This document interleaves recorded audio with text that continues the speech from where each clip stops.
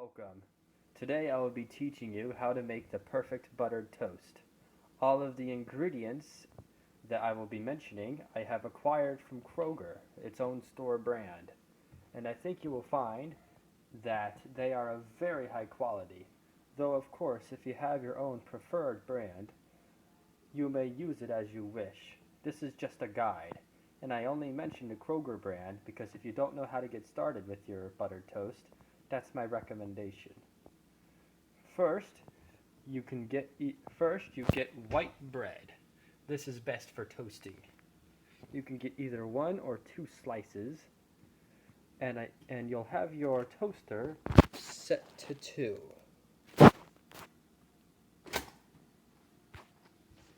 Then you are going to get half a tablespoon of butter. If you're unsure how to measure it out, you can use the lines on your butter dish, or you can eyeball it. I find that a slice about this thick does the job. I recommend melting your butter in a small bowl, though melting it in just about anything will suffice.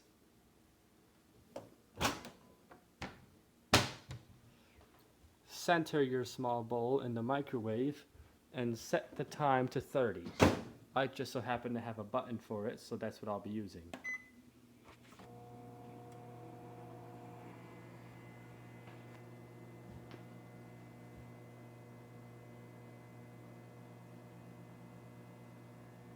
Oh, when I mention half a tablespoon, this isn't for the entire recipe. It's half a tablespoon per slice. So if you have one slice, that's half a tablespoon, and if you have 2 slices, that's 1 tablespoon. I tried 1 tablespoon for one slice at one point, and although incredibly delicious, it could not have been healthy.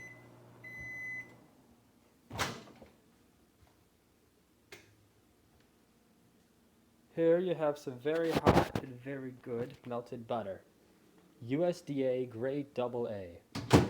Make sure to check for that rating, because before AA we had to stick with A, and it was fine, but then when they introduced AA, that's when things got real.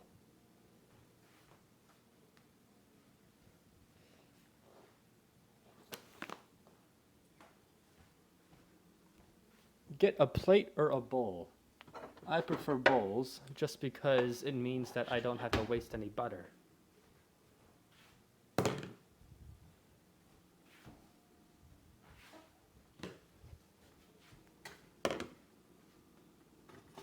Retrieve one of your slices and place it into the bowl.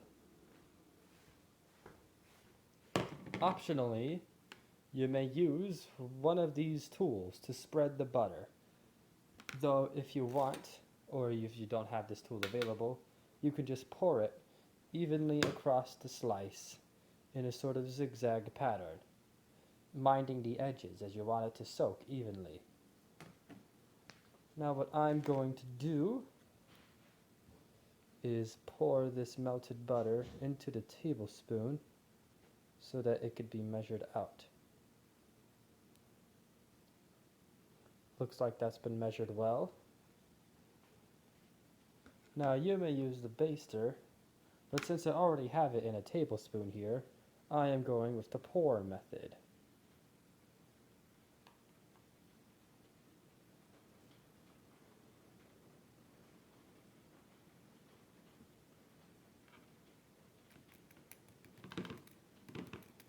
You want a nice even spread.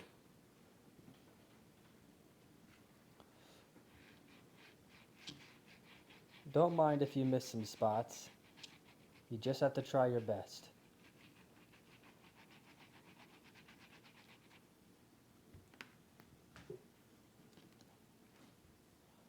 Optionally, you can add just a little bit of sea salt.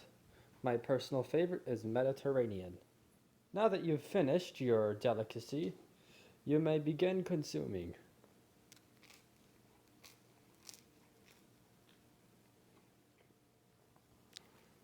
I found that to be very delicious. Soft with just a little bit of crispness on the outside. It's got that texture to it.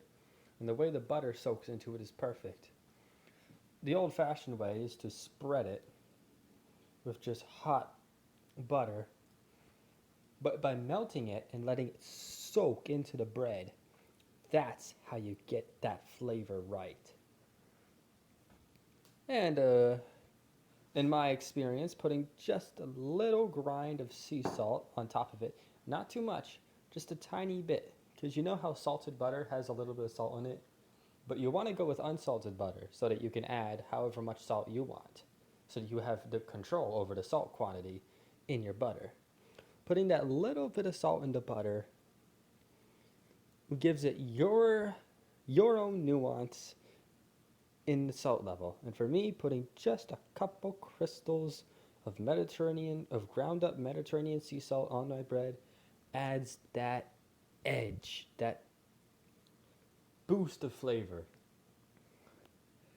But of course, the point of this tutorial is to give a foundation upon which you can build your very own perfect buttered toast. I hope you enjoyed.